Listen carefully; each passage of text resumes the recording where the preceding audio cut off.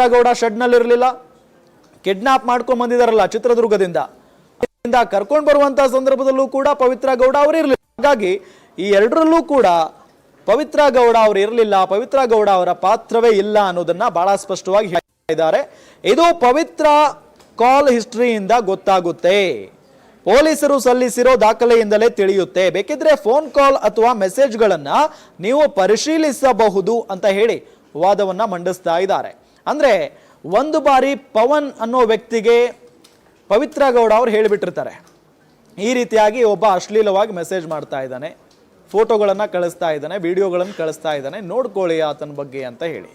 ಆಗೇನಾಗುತ್ತೆ, ಎಲ್ಲ ವಿಚಾರವನ್ನ ಈ ಪವನ್ ಅನ್ನೋ ವ್ಯಕ್ತಿ ಹ್ಯಾಂಡಲ್ ಮಾಡೋದಕ್ಕೆ ಶುರು ಮಾಡಿದ. ಮೊದಲಿಗೆ ದರ್ಶನ್ಗೆ ಹೇಳೋದಲ್ಲದೆ ಮೊಬೈಲ್ನಿಂದನೇ ನೇರವಾಗಿ ರೇಣುಕಾಸ್ವಾಮಿ ಕಾಲ್ ಆಗಿರಬಹುದು, ಮೆಸೇಜ್ ಮಾಡೋದಾಗಿರಬಹುದು, ಇದೆಲ್ಲ ಮಾಡೋದಕ್ಕೆ ಶುರು ಮಾಡ್ತಾನೆ. ಹಾಗಾಗಿನೇ ಅಲ್ಲಿಂದ ಪವಿತ್ರ ಗೌಡ ಅವರ ಮೊಬೈಲ್ನಿಂದ ಮೆಸೇಜ್ ಕಾಲ್ ಆಗಲಿ ಏನೂ ಹೋಗಿರೋದಕ್ಕೆ ಸಾಧ್ಯ ಇಲ್ಲ ಅಂತ ಕಾಣಿಸುತ್ತೆ.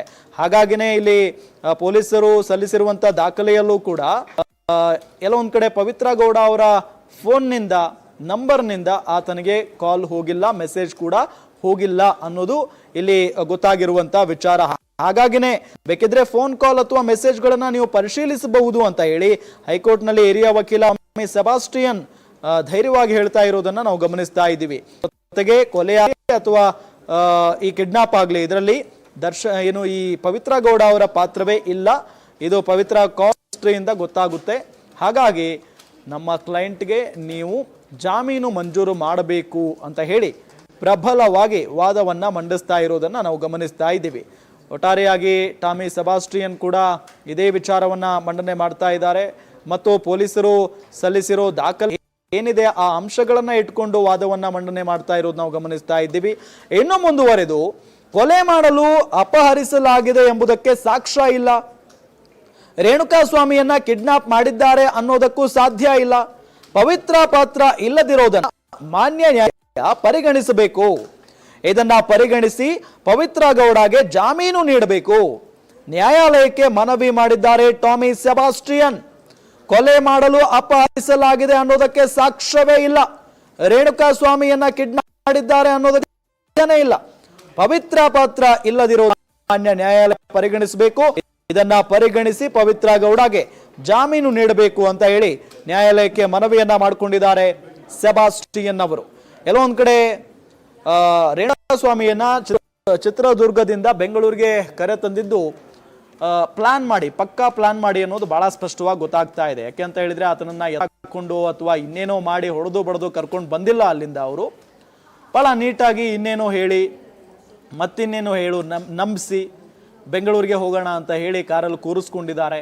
ಅದಾದ ನಂತರ ಆತ ಮನೆಗೆ ಕರೆ ಮಾಡಿ ನಾನು ಹೋಗ್ತಾ ಇದ್ದೀನಿ ಬೆಂಗಳೂರಿಗೆ, ನನ್ನ ಯಾರು ಕಿಡ್ನಾಪ್ ಮಾಡಿಲ್ಲ ಅನ್ನೋ ನಿಟ್ಟಿನಲ್ಲೂ ಹೇಳಿಕೆಯನ್ನ ಕೊಟ್ಟಿದ್ದಂತೆ. CB ನಾಗೇಶ್ ಅವರ ವಾದದ ಪ್ರಕಾರ ಮನೆಯವರಿಗೆ ಕರೆ ಮಾಡಿದಂತ ಸಂದರ್ಭದಲ್ಲಿ ಯಾರು ಕಿಡ್ನಾಪ್ ಮಾಡಿಲ್ಲ ಅಂತಾನೆ ಹೇಳಿದ್ದಾನಂತೆ ಮನೆಯವರಿಗೆ.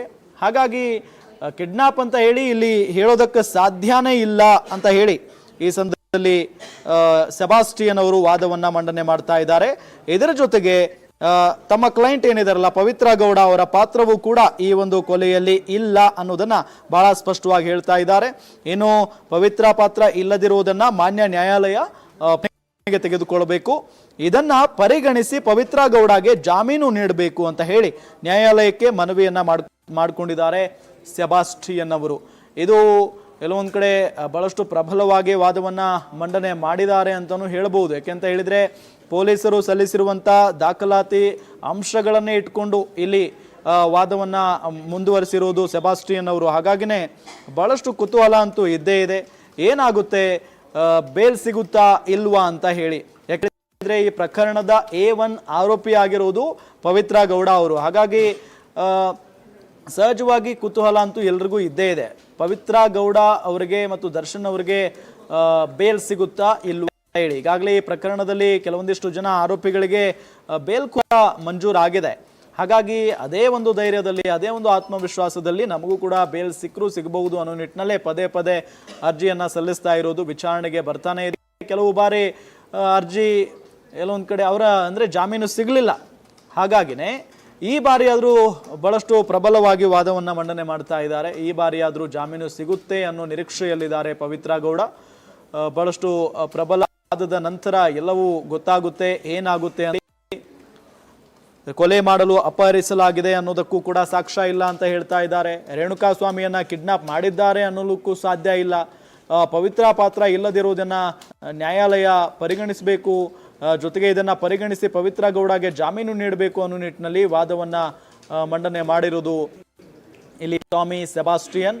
ಇನ್ನು ಮುಂದುವರೆದ ಭಾಗವಾಗಿ ಹೈಕೋರ್ಟ್ನಲ್ಲಿ ಪವಿತ್ರ ಗೌಡ ಪರ ವಾದ ಅಂತ್ಯಗೊಂಡಿದೆ. ಹಿರಿಯ ವಕೀಲ ಟಾಮಿ ಸೆಬಾಸ್ಟಿಯನ್ ಪ್ರಬಲವಾಗಿ ಇಷ್ಟೊತ್ತು ವಾದವನ್ನ ಮಂಡನೆ ಮಾಡಿದ್ರು.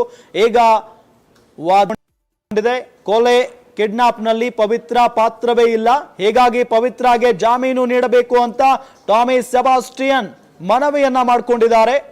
ಜಾಮೀನು ನೀಡಿ ಅಂತ ಮನವಿಯನ್ನ ಮಾಡಿ ವಾದವನ್ನ ಮುಕ್ತಾಯ ಮಾಡಿದ್ದಾರೆ ಟಾಮಿ ಸೆಬಾಸ್ಟಿಯನ್ ಅವರು.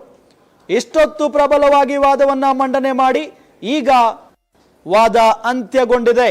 ಹಿರಿಯ ವಕೀಲ ಟಾಮಿ ಸೆಬಾಸ್ಟಿಯನ್ ಪ್ರಬಲವಾಗಿ ವಾದವನ್ನ ಮಂಡನೆ ಮಾಡಿದ್ರು. ಕೊಲೆ ಮತ್ತು ಕಿಡ್ನಾಪ್ನಲ್ಲಿ ಪವಿತ್ರ ಪಾತ್ರವೇ ಇಲ್ಲ, ಇದರ ಬಗ್ಗೆನೂ ಕೂಡ ಸ್ಪಷ್ಟನೆಯನ್ನ ಕೊಡುವಂತ ಪ್ರಯತ್ನ ಸೆಬಾಸ್ಟಿಯನ್ ಅವರು.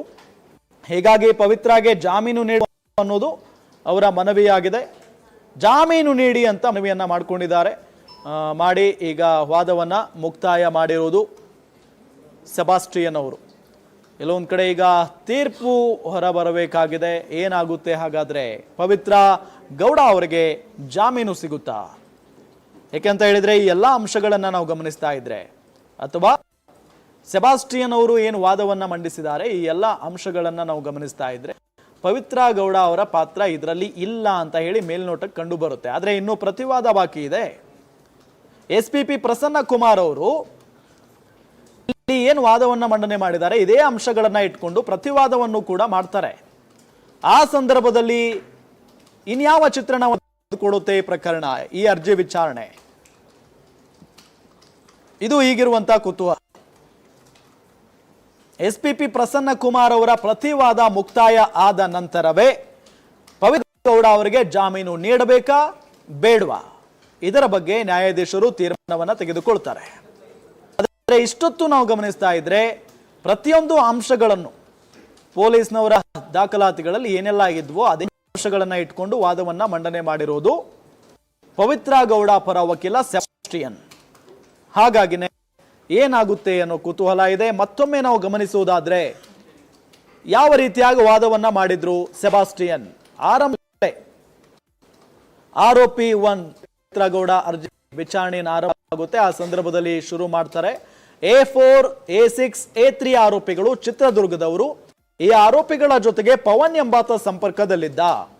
ಪವನ್ ಎಂಬಾತ ಮಾತ್ರ ಆರೋಪಿಗಳ ಜೊತೆಗೆ ಸಂಪರ್ಕದಲ್ಲಿದ್ದ. ಇದರಲ್ಲಿ ಪವಿತ್ರ ಗೌಡ ಪಾತ್ರ ಏನೂ ಇಲ್ಲ ಅಂತ ಹೇಳಿ ಸೆಬಾಸ್ಟಿಯನ್ ವಾದವನ್ನ ಮಂಡಿಸ್ತಾರೆ. ಆರಂಭದಲ್ಲಿ ಚಿತ್ರದುರ್ಗದ ಯಾವ ವ್ಯಕ್ತಿಯ ಜೊತೆಯೂ ಪವಿತ್ರ ಸಂಪರ್ಕ ಇರಲಿಲ್ಲ. ರೇಣುಕಾ ಸ್ವಾಮಿ ಜೊತೆಗೂ ಪವನ್ ಸಂಪರ್ಕದಲ್ಲಿದ್ದ. ಆ 3 ಆರೋಪಿಗಳ ಜೊತೆಗಲ್ಲದೆ ರೇಣುಕಾ ಸ್ವಾಮಿಯ ಜೊತೆಗೂ ಕೂಡ ಪವನ್ ಎಂಬಾತ ಸಂಪರ್ಕದಲ್ಲಿದ್ದ. ಹೈಕೋರ್ಟ್ ನಲ್ಲಿ ಸ್ವತಃ ಪವಿತ್ರ ಪರ ವಕೀಲ ಸೆಬಾಸ್ಟಿಯನ್ ಅವರು ವಾದವನ್ನ ಮಂಡನೆ ಮಾಡಿರೋದು. ಇನ್ನು ಮುಂದುವರೆದು ರೇಣುಕಾ ಸ್ವಾಮಿಯನ್ನ ಬೆಂಗಳೂರಿಗೆ ಕರೆತರಲಾಗಿದೆ. ಇದಾದ ಬಳಿಕ ಪಟ್ಟಣಗೆರೆ ಶೆಡ್ಗೆ ಬಂದಿದ್ದಾರೆ. ನಂತರ ಸ್ಟೋನಿ ಬ್ರೂಕ್ ನಲ್ಲಿದ್ದಂತ ದರ್ಶನ್ಗೆ ಕಾಲ್ ಮಾಡಿ ಮಾಹಿತಿಯನ್ನ ಮುಟ್ಟಿಸ್ತಾರೆ. ಅಲ್ಲದೆ ಐ ವಿಟ್ನೆಸ್ ಪ್ರಕಾರ ರೇಣುಕಾ ಸ್ವಾಮಿ ಮೇಲೆ ಹಲ್ಲೆ ಮಾಡಲಾಗಿದೆ. ಒಮ್ಮೆ ರೇಣುಕಾ ಸ್ವಾಮಿಗೆ ಪವಿತ್ರ ಗೌಡ ಹೊಡೆದಿದ್ದಾರೆ. ಪಟ್ಟಣಗೆರೆ ಶೆಡ್ಗೆ ದರ್ಶನ್, ಪವಿತ್ರ, ಪ್ರದೂಷ್ ಬಂದಿದ್ದಾರೆ. ಸ್ಟೋನಿ ಬ್ರೂಕ್ ಹೋಟೆಲ್ನಿಂದ ನೇರವಾಗಿ ದರ್ಶನ್ ಮತ್ತು ಪವಿತ್ರ ಗೌಡ, ಪ್ರದೂಷ್ ಮೂವರು ಕೂಡ ಬರ್ತಾರೆ. ಶೆಡ್ ನಲ್ಲಿದ್ದ ರೇಣುಕಾ ಸ್ವಾಮಿಯನ್ನ ನೋಡ್ತಾರೆ. ನೋಡಿ ಚಪ್ಪಲಿಂದ ಹೊಡಿತಾರೆ. ಯಾರು? ಪವಿತ್ರ ಗೌಡ. ಒಮ್ಮೆ ಮಾತ್ರ ಹೊಡೆದಿದ್ದಾರೆ ಚಪ್ಪಲಿಯಿಂದ ಹೊಡೆದಿರುವ ಬಗ್ಗೆ ಮಾತ್ರ ಉಲ್ಲೇಖ ಆಗಿದೆ. ರೇಣುಕಾ ಸ್ವಾಮಿ ಕೊಲೆಯಲ್ಲಿ ಪವಿತ್ರ ಗೌಡ ಪಾತ್ರವೇ ಇಲ್ಲ. ಚಪ್ಪಲಿಯಿಂದ ಹೊಡೆದ ಮಾತ್ರಕ್ಕೆ ಸಾಯಲು ಸಾಧ್ಯವೇ ಇಲ್ಲ.